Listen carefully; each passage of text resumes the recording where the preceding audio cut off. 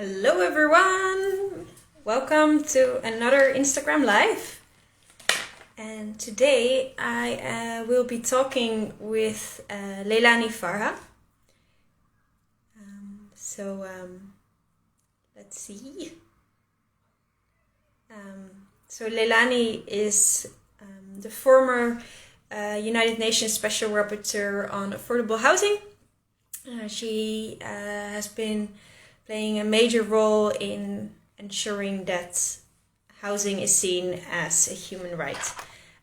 So that's pretty exciting, and we're now waiting for her to join. So tomorrow and the day after will be the final vote on my plenary report, on my report in the plenary, on access to adequate and affordable housing in Europe.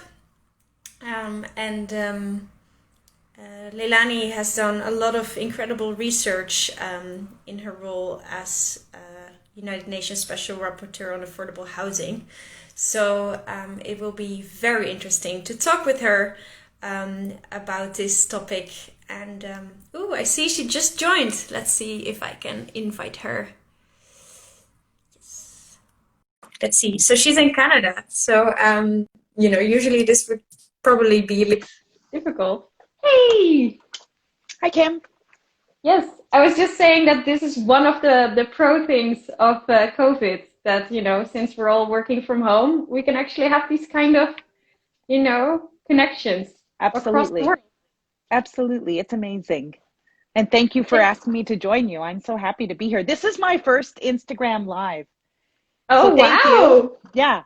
I feel honored. I wanted to do one for a long time, but no one invited me and my team never initiated it. So this is a Ah, new thing, but I'm super happy. And I've seen yours, so it's super cool to be joining you. oh, thank you so much, and good morning to you. Thank you.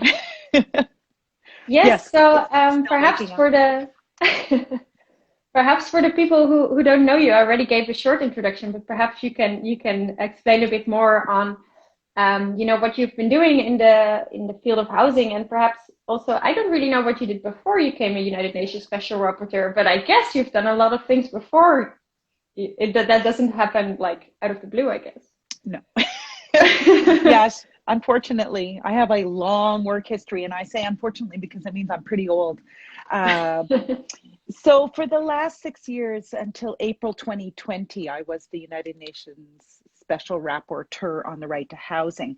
So I was appointed between 2014 and 2020, so 6 years. And I ended just as the pandemic was really hitting. But those were amazing years where I already knew a fair bit about the human right to housing and what it meant, but those 6 years were incredibly intense. I visited every region of the world. I went to many, many countries and many, many cities around the world, and was really amazed at two things: the patterns, the fact that housing is unaffordable everywhere, global north, global south, east, west. Didn't matter where I traveled, whether I was in the heart of Nigeria or whether I was in the heart of Europe somewhere, people were Yeah. saying the same things to me, unaffordability. And then the differences, of course, were also interesting: different housing systems, different ways governments deal with unaffordability, etc. But you asked about before rapporteurship. So, I've been an executive director of nonprofit charitable organizations for a long time before I was rapporteur. But maybe what's interesting for listeners, viewers, is that I always used international human rights law in my domestic advocacy. I always felt it was really important. And if we had better regional law, I would have used it too. You're lucky in Europe that you've got really good human rights law at the regional level and mechanisms.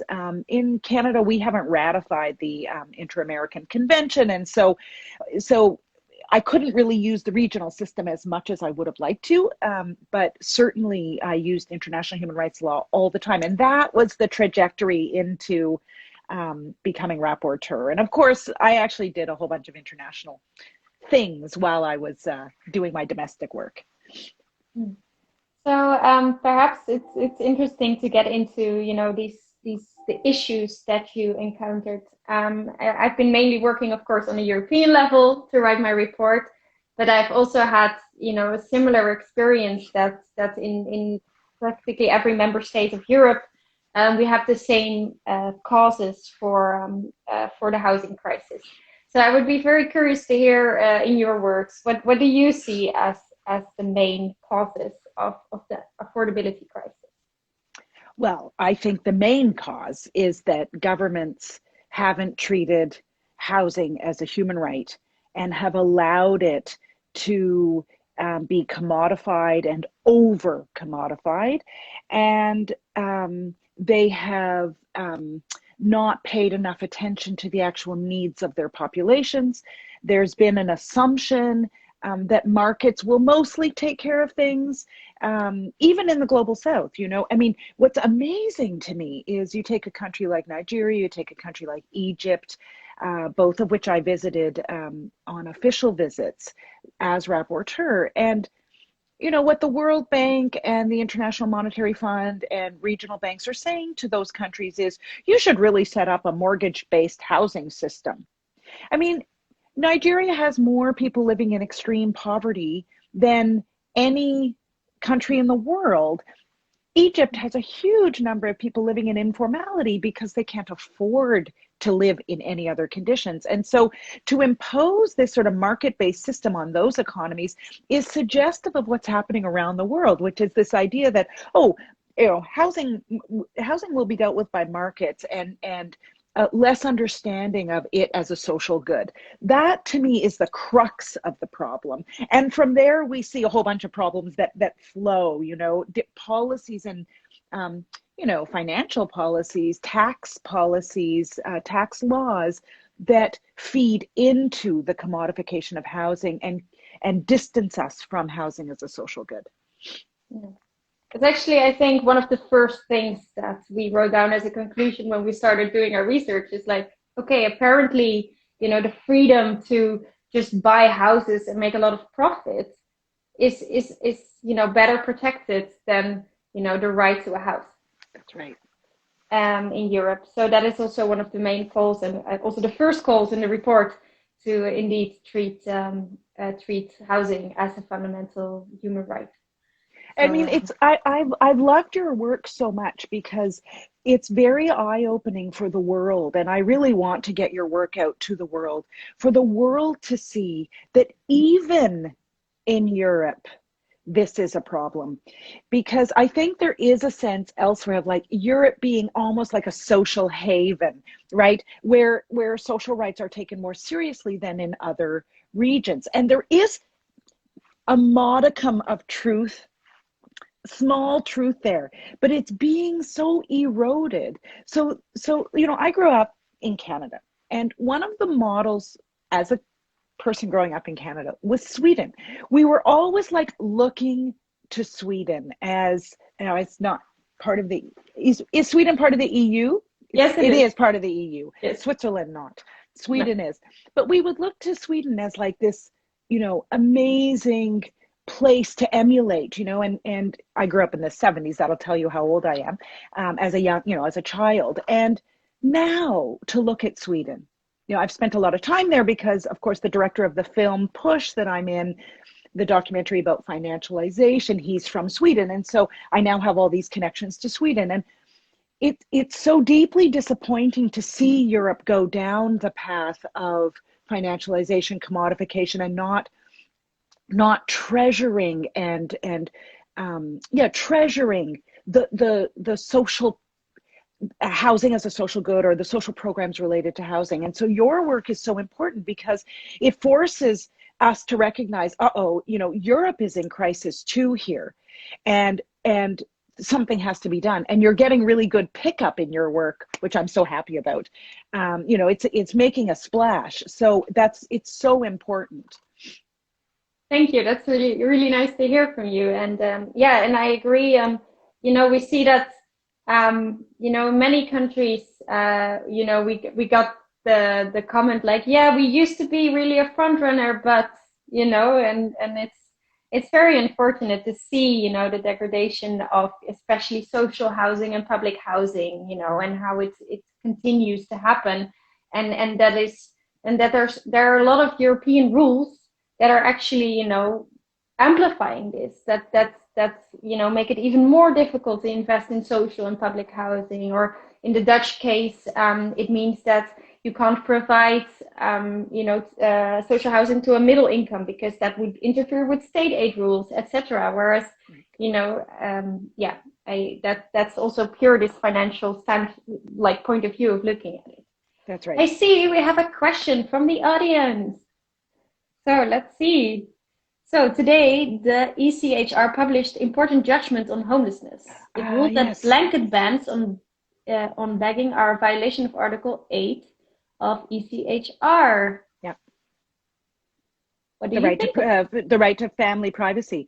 Really important case. I only wish I'd known about it beforehand, like before the decision, just because it's nice to follow something through. As I understand it, it was a case taking place in Switzerland involving a woman of Romanian descent, of the Roma community, who was in Geneva, Switzerland, excuse me, not Geneva, in Switzerland. And she was, we say, begging, panhandling, whatever language you want to use, and in fact was fined. And then when she couldn't pay the fine, of course, because in fact, some horrible things happened to her, as I understand it. She, at one point, I guess it was the police or some kind of officers, took money off of her. Like, she only had a few, you know, whatever, Swiss francs, and they took that money from her. And then when she couldn't pay the next fine, she was actually incarcerated in some way, so imprisoned in some way. And so she ended up challenging the law, and using Article 8, which is about, I think, and I'm not a regional European regional human rights expert, but it's about the privacy of the family. But I think she also argued free expression, that she should be able to express publicly her dire situation of poverty and probably homelessness. So so a really, and as I understand it, the ECHR agreed with her or her lawyers, and have said that it's not acceptable to be fining and I think incarcerating people in these conditions. But I have to be honest, I read it very quickly this morning, was like scrolling through, and so I haven't done a detailed, so perhaps the person who asked the question can give us like the fine-tuned elements. I think someone is writing in there, but I can't see it. Yeah. The ruling says that if begging is a means of survival, it cannot be punished with fine or imprisonment without violating Article 8. Yeah. So, I mean, here's my opinion about these sorts of cases. Super important, but a little bit depressing, because it's depressing of what we're having to defend. We're having to defend a poor person's right to panhandle, and it's not really where we want to be, right? Where we want to be is where we're promoting the right to housing and ensuring access to adequate, affordable housing and social subsistence, social assistance, social protection. So I hate these victories. Yeah, I completely agree. And one of the things, you know, that you see rising is, you know, this called criminalized homelessness.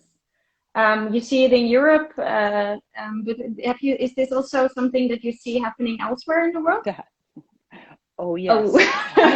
I guess it sounds like we're late in this. Yeah. I think the world experts in the criminalization of homelessness happen to be in the United States of America. Certainly in Canada, where I live, it happens as well.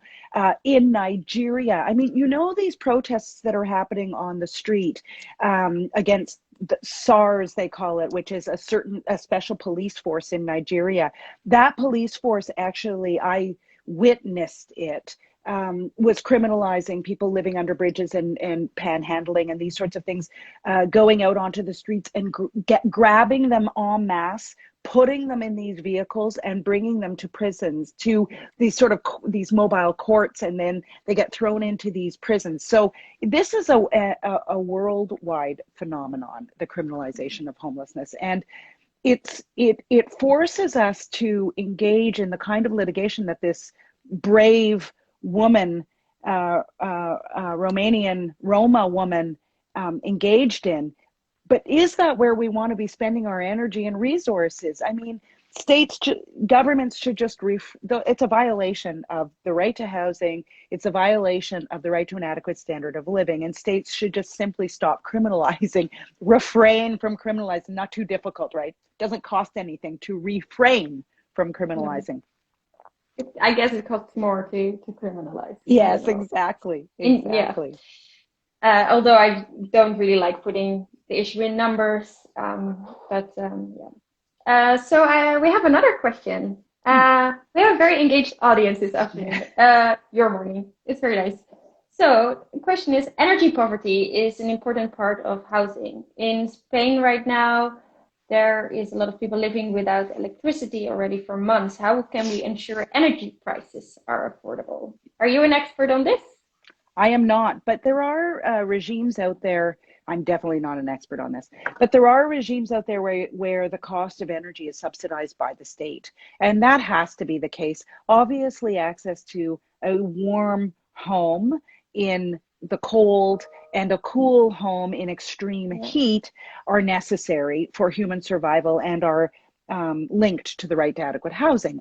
Absolutely. And so governments have to do what's necessary to ensure people can survive in their homes, and that means access to heat and cooling in extreme heat. So I mean, come on, it's like kind of a no-brainer, right? Yeah, I mean, I think we agree on this. Yeah. So, and one of the things that in my report we're suggesting to combat energy poverty is the newly proposed renovation wave. And the idea is to really try to relaunch our economy, creating jobs, and at the same time, reduce the amount of energy being used by buildings. And one of the main calls from our side is, okay, then please first help the people who need it the most, renovate the houses that have the poorest quality, that are the most unhealthy, and also make sure that you prevent renovations by making it a social renovation wave. Right. Make sure that, for example, the energy bill and the rent are integrated, because, the stress of having a very variable energy bill every month, you never know how much you're going to pay, is already very stressful when you have a low income. So, let's try to stabilize it and integrate it. So that's one of the those are super smart policy suggestions. And thank you for that. Now I put it in my brain so I can start making these arguments as well. I totally agree with that. And I mean, here in Canada, I notice we are in a federal state. So I live in the province of Ontario, and the government said that they're going to freeze during the pandemic, certain times during the pandemic, they'll freeze the cost of energy and heating. But freezing it doesn't address the unaffordability of it in the first place, right? Okay. So, and I totally agree with you that renovations and ensuring that buildings are energy efficient, et cetera, is so key to all of this without resulting in renovations. I also see a question from the audience, which I'm a bit hesitant to ask because I'm afraid you will give me an answer of an hour and we don't have that much time. But the question is, what should governments do against financialization? Well, I'll tell the person who asked that question to bear with me, and I'll have a really good answer in June. Or around June, because right now, one of the things I'm working on with a couple of researchers is to come up with a set of directives for governments to deal with financialization in all areas of financialization, whether it's the establishment of these real estate investment trusts and trying to curb that Airbnb, how we should be dealing with that, golden visa type programs, corrupt money, etc. Yeah. So I will come up with a good plan. In the meantime, the questioner can look at the report I wrote when I was UN rapporteur on financialization. It's available, well, just Google my name and financialization, things come up. And you'll see there, I have a list of recommendations there of what could be done at the global level. Yeah, and I have read it, and you don't have to be afraid that it's very difficult. You have these very tedious reports, but I think it's pretty understandable, which I think is also a compliment. Yeah, Thank you. I try. I mean, I'm very aware that, in our line of work, we sometimes tend to write reports and we're super excited and everyone reads it. It's like, so what do you actually mean? But I think your report is very reasonable. Thank you. Yes. Actually, when it comes to Airbnb, that is one of the fights we're fighting at the moment in the European Parliament. And we've already got one big success because we're currently looking at the new digital legislation. How do we deal with platforms?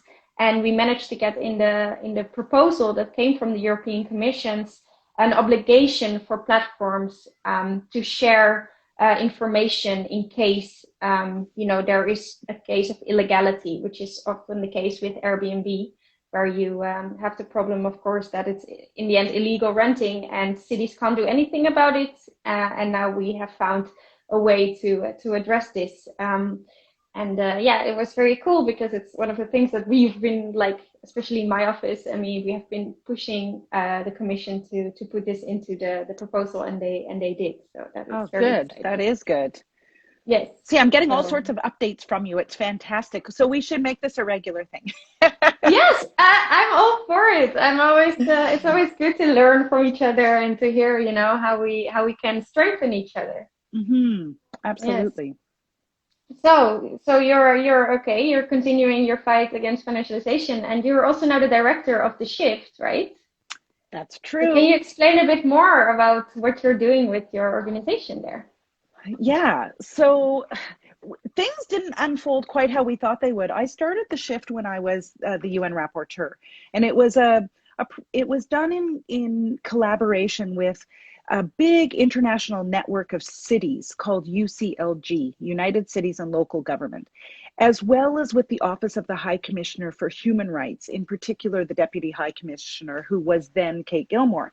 So we started The Shift as a movement to refocus attention on housing as a human right and to query and question this commodification and financialization of housing, to explode the myths around things like homelessness, to say that homelessness is a result of systemic and structural decisions taken by governments more than it is about individual circumstances and characteristics, to explode the myth that forced evictions are okay in any circumstance, which they're not. They're illegal under international human rights law, and they aren't necessary for development. So that was the idea of The Shift. And as I was ending the rapporteurship, it became pretty obvious to me that it would be useful to continue to have this kind of global movement out there, making connections between all of those parliamentarians, organizations, individuals, city governments, et cetera, who understand that housing is a human right and want to move forward in that way. And so I ended the rapporteurship, and me and my team sort of ramped up The Shift, and then the pandemic hit. And so we were caught a little bit like, whoa, we're like, are we ready for this? As a result, we've spent a lot of time trying to ensure that pandemic responses are in fact human rights compliant and human rights friendly. And so we've been engaged in a whole lot of things. One thing, for example, that might be interested to those who are listening or watching is we developed with the Open Society Foundation model emergency right to housing legislation that we rolled out at the end of last year in December. And it's really the idea is to encourage governments to take a rights-based approach to their housing decisions during this pandemic. And we know, and thereafter, frankly, because we know the fallout of the pandemic will be for a long, long time. So that's, one initiative. We've also been keeping our ear to the ground. Whenever we hear about a particularly egregious violation of the right to housing, we're trying to intervene, write to governments, let them know that we are listening, we're watching, that they have human rights obligations, that they should be listening to their NGOs on the ground, etc. And then lastly, I'll just put out there, we've taken very seriously the issue of homelessness, which is really the most egregious violation of the right to housing. And there's no other way to understand homelessness. It is simply government's failure to implement the right to housing. And so we started a global homelessness action in partnership with a whole bunch of organizations from all around the world, including Fianza, the amazing umbrella organization in Europe, fighting homelessness and really doing amazing work. So we launched a global homelessness action where we gave people living in homelessness the opportunity to claim their right to housing. So if you check out the Shift website, all of these activities, et cetera, are on there. Get to know us, and we're growing. We haven't had the right opportunity. We've been so busy, we haven't had the opportunity to really build our infrastructure, but we're trying. So that's the next little phase. Oh, it sounds amazing. And I mean, it's so important that you use the amazing network that you have to keep making sure that, it's not only recognized on this level, but it's actually implemented on a lower level. And I think right. It's amazing that you're doing that. I think we have to start rounding off already. I don't know what time it is, but I think so. Yeah, it's almost 10:30. Whatever time your time. I don't know. What time is it there? 2:30? Yeah, 4:30. 4:30. So I want to ask you one last question for the people that are listening. You have met amazing activists in your work. You've connected with them. You've done a lot of work yourself. So what would be your main tip for people who want to fight for the right to housing? Yeah, well, I mean, that is the tip. We really, it's still not understood by governments, in my opinion, how acute the housing crisis is. It keeps getting pushed aside on political and legal agendas. We need to keep up the pressure. And the way to do that is to harness all of the energy, because every tenant in Europe is facing a housing struggle. No one is having an easy time, especially now with this pandemic and the economic downturn. So we need to really mobilize, take our nervous anxiety energy and turn it into proactive energy claiming the right to housing. And the Shift will do its part by trying to expose all of the movements that are out there, all of the incredible actions that are out there. But of course, the real work happens on the ground and mobilizing on the ground.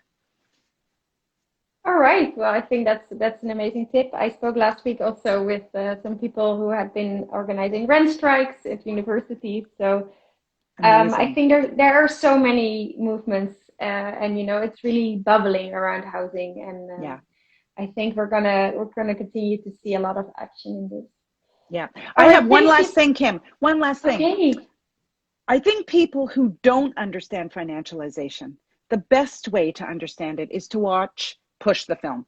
It's so much easier than reading a report, and it's accessible and available to everyone in Europe. You just look up pushthefilm.com and check it out, because it's such a good expose of why we're in the situation we're in now, and it gives a little bit of hope at the end, I think.